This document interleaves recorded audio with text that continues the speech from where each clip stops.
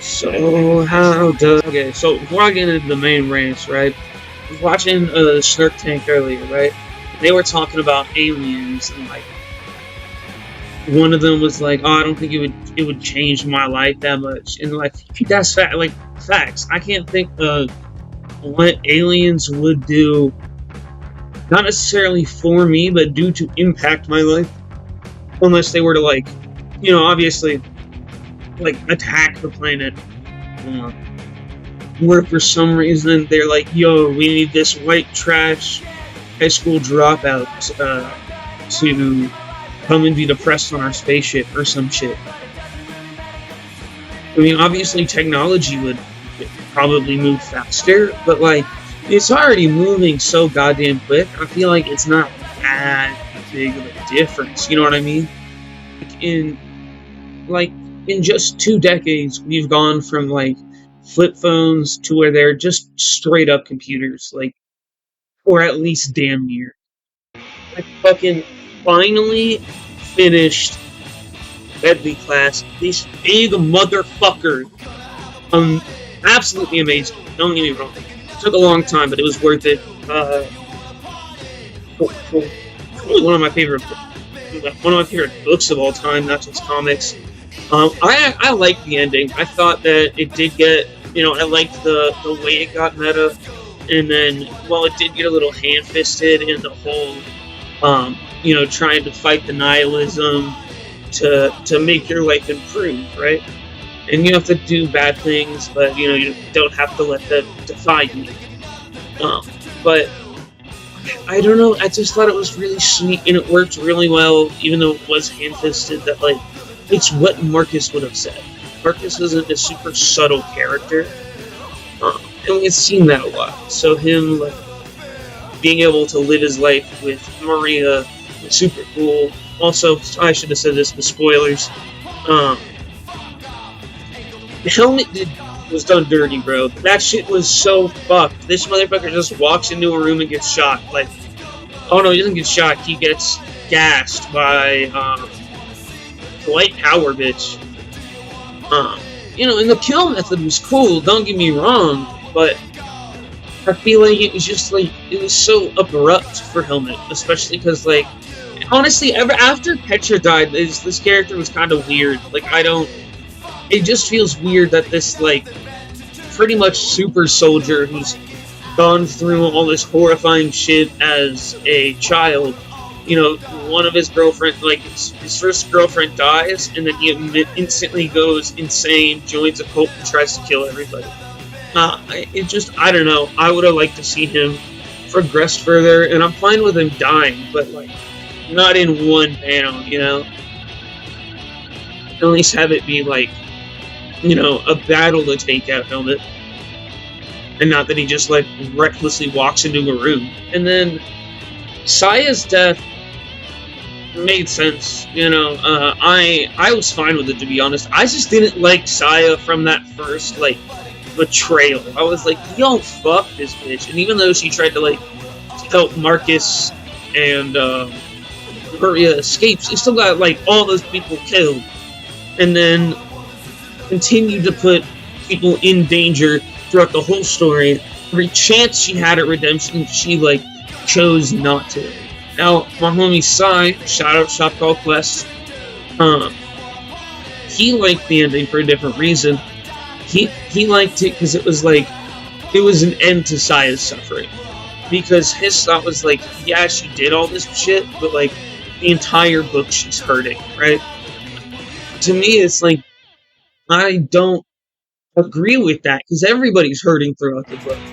And they like realize they're fucking wrong, except for Saya going out like a fucking retard and trying to get all these people killed to earn some fucking arbitrary spot for lower in the family ranks, which I thought was her whole goal. And once I saw that, I was confused as shit. Like during the science chapter, it tells you even her parents were like, "Oh, you're clipping your own wings." I also like how Victor died. I was kind of bummed, but it's like I get it for the story, it makes a lot of sense. It just sucks. It was like as he was starting to find himself, is like that's when he gets fucking killed. Which I mean, it does play into like the whole like the how the school works though. You know, where it's that seen as weakness in the weak guy. I thought Marcus's mental health was done really well. I really liked the people talking to him and how that, you know, comes out in the story, and then towards the end lets you know how it's perceived in, not even towards the end, they just let you know how others, you know, perceive it. It's not like it's treated unrealistically by anyone. And I think it's really cool, and there's some really good scenes. There's this fucking, like, specifically the peyote scene, when he drops a bunch of peyote, and then, like, he sees this, like, funeral thing. I don't know how to describe it, but it's, like, all the people that have died that far into the story were, like, walking into a grave, like, talking to him. And I don't know, I just like it. I also really like Nazel, and the native kid was cool too. You know, I know that kid. I had friends like that when I was young, or younger. You know, it's not like I'm fucking 40, but I don't know. I just like the positivity they brought for the story in general. It's like whenever they were there just was that positive vibe that could bring up the story from very low. And not low as in bad. Like pretty much all of the book is good, and at least I thought so. Obviously, I'm not some fucking literature critic. I fucking loved it. But like low points, as in like it being really fucking sad, like when Marcus goes to be a deadbeat in this like apartment thing, and he's selling drugs to teenagers. And oh, I say to teenagers, like he's not a fucking sophomore in high school, but you know, goes to sell drugs and all that, in like a nicer town, but he lives in a bummy spot. But then when they show like Nazel and the Native American guy, you know, even though the Native American guy is like very angry at a lot of people, how him and her interact just brightens the mood. So like take that scene when it would cut to the school and you would see, you know, them two. It was cool. It like brightened it up. And then later at the party, they were also like low-key my favorite part of that portion. You know, Maria was great. I think showing like the other end of how people deal with trauma is really cool. You know, and by the end of it, they had both cheated on each other, so it kind of even. But then Marcus killed the guy that she cheated on him with. And really it happened because Masterlin had, like, set it up, and,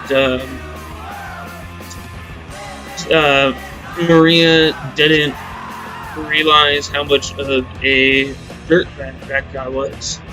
And, but I also really liked her story, to be honest. I thought the whole, the assassinate, like, so how she was an assassin was she got kidnapped by the cartel and put to work there as an assassin, and then her, and like showing the crime, like, you know, I preferred that crime family to the Yakuza in this story, so I liked delving into that politics more than when they would do like Yakuza shit. And then the fucking breakout scene is sick as fuck. But I already fucking talked about Marcus blowing up the van as like a pretty good apology for cheating. But yeah, it's really good. I highly recommend it. You don't necessarily need to get this thing because it's like fucking $70 or some shit. $60. You know, you could get the graphic novel paperbacks if you just wanted to check them out, you know? I just like having them all in one spot. It does make it harder to check. And I got Red Room, right? This one. Which I haven't read yet, but the dude who made it got caught up in allegations, not on children at least, and then offed himself.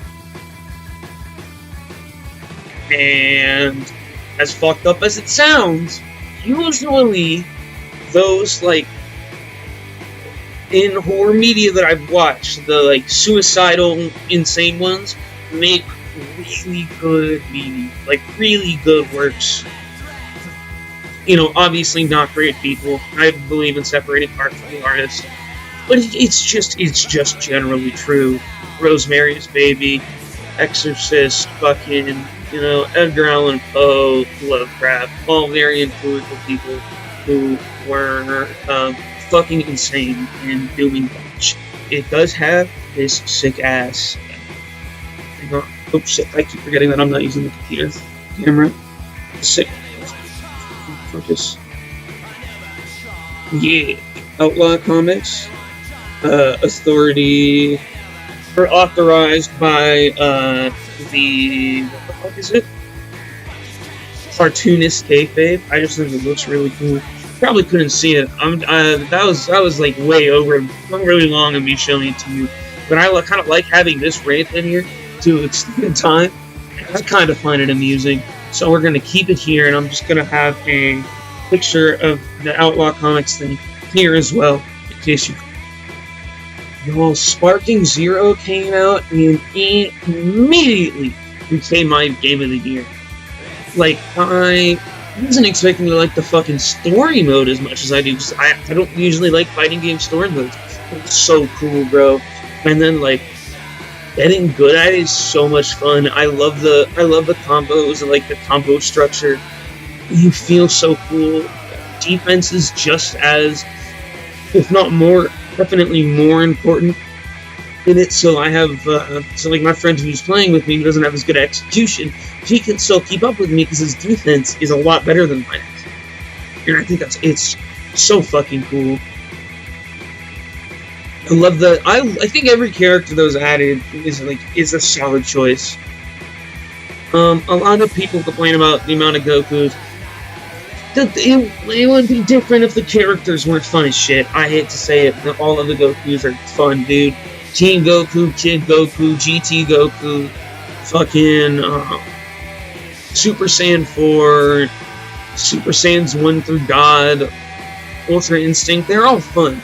UI's a little busted, obviously, but, you know, you're only getting, like, one other decent power level teammate if you're running him, so I think it's fine. I think how they do the DP system is super cool in ranked. They do it like the fucking point system in the MVC2 point format, I guess. They run on, like, TNS. Where each character has a point value, you can only have so many, like, total points, and it, like, makes you choose less people on the team. My team right now, I'm currently running 2 and 8 and a 7 with Hit and Janemba, and they're so fucking cool, bro. Hit's so sick. Hit is so fucking dope, bro. That is, like, he has an assassin jab thing. I'll play a clip of it, where, like, it's just this, like, purple air from his fist, and it's like, super quick, and I just think it looks sick. And then I always think his fucking time skip shit is so damn dope, bro. Like, holy fuck. The fucking time skip Molotov, where you get, like, you're already dead with, like, the fucking samurai slashes, is sick as fuck. Remember, it's just a sick ass. We're going, the Gogeta Z movie is probably my favorite Dragon Ball movie, just because of the fight scenes. I think all the fights in that movie look so good. Second, Broly's also good. Well, yeah, all of the original Dragon Ball movies. Honestly, so are the Super movies. I watched all the Super movies too, and none of those are bad. I actually think It's better to watch the Battle of Gods and Frieza movie to get into Dragon Ball Super rather than watching just the entire series. I just think it makes it a lot easier to consume. And like you do miss some things, but you miss like the weakest shit. Oh no, you don't get to see like Clone Vegeta. I don't care about Clone Vegeta. We already had Clone Vegeta, and it was baby, and he was already cool. Like we don't need some weird ass purple. I have a Borderlands series planned, so I've been playing through the fucking just through the Borderlands, and between 1 and 2, I think 1 actually had better music than 2. I like 2's track. It's still good. It's still good. Like, I don't know. I really like the Mad Max atmosphere they have, and then obviously Ain't No Rest for the Wicked is fucking amazing. And I forget what song they used for Borderlands 2, and that one's also good. I think it's Ain't No Place for a Hero, or not Ain't No Place for a Hero, not Ain't No Place for a Hero, but I don't know. I think Ain't No Rest for the Wicked fits better. I think it's cooler. I also think that, obviously Borderlands 3 plays the best. Borderlands 1 does, in my opinion, like, feel the best to shoot, just because, like, how fucking weighty they are, and how they delete enemies, like, limbs and shit, it just makes them feel like you really feel the fucking venom, I realize this is a bad take, but I feel like Traptrix is the most fucking annoying deck in Yu-Gi-Oh! I think it's more annoying than, like, maybe not Snake Eyes, but, like, it's more annoying than Kashira and fucking Tier Limit to me, bro. I don't know why, but I see Sarah, and I'm like, this duel is gonna fucking suck, bro. I'm gonna be here for a minute, and it's not even like I usually lose to him. I have a pretty decent win rate, I think, but it's just so fucking annoying, bro. Like, at least Labyrinth has a couple of cool interactions. Traptrix really does just set shit. That's like, just set boring traps that we've all seen a million fucking times, bro. I don't know why I have this much hatred for him, but fuck Traptrix, fuck Sarah, fuck Lotea. Rafflesia can stay. I will permit Rafflesia. She's a kind of a cool rank. So, I finally got my hands on fucking Fight Club 2. It's here. I'm like halfway through. It's really good. I'm really enjoying it so far. A lot happens really quickly, and it's just kind of fucking insane. At one point, Marla goes and talks to the author, who gives Marla his number. And Marla's the chick that Tyler, Xavier, Sebastian, yada yada yada, went to the groups with and is currently married to. And she goes to the author's house, and the author gives him her phone number, or gives her his phone number, so that way, if the story starts stalling, she can give him a call. And that's just fucking weird, man. And then, like, the whole, like, the scope of Project Mayhem's also fucking insane. They're just, like, a full-on, like, domestic terror organization. And it's a little fucking weird. But it's really good, though. It's really interesting. Definitely a page-turner, even for parts where it's like, what, where are you going from here? But it goes in good places. Like, it makes sense. It's just the things that don't make sense are put in a story to add. I don't know how to describe it. I like it. So far, I'll recommend it, and then I'll do, like, a whole proper review. That's all I got to talk about this episode. It's already been going on for a while, so it's been fun. It's been real. Hasn't been real fun. Fuck you. Hey, y'all. Thanks for watching the video. If you're still here, I'd like to ask, if you have anything extra, please give to Mahmoud and his family. With winter coming, they are getting sick and very cold, and the clothing and coverage they have is not enough. If you can give anything, thank you.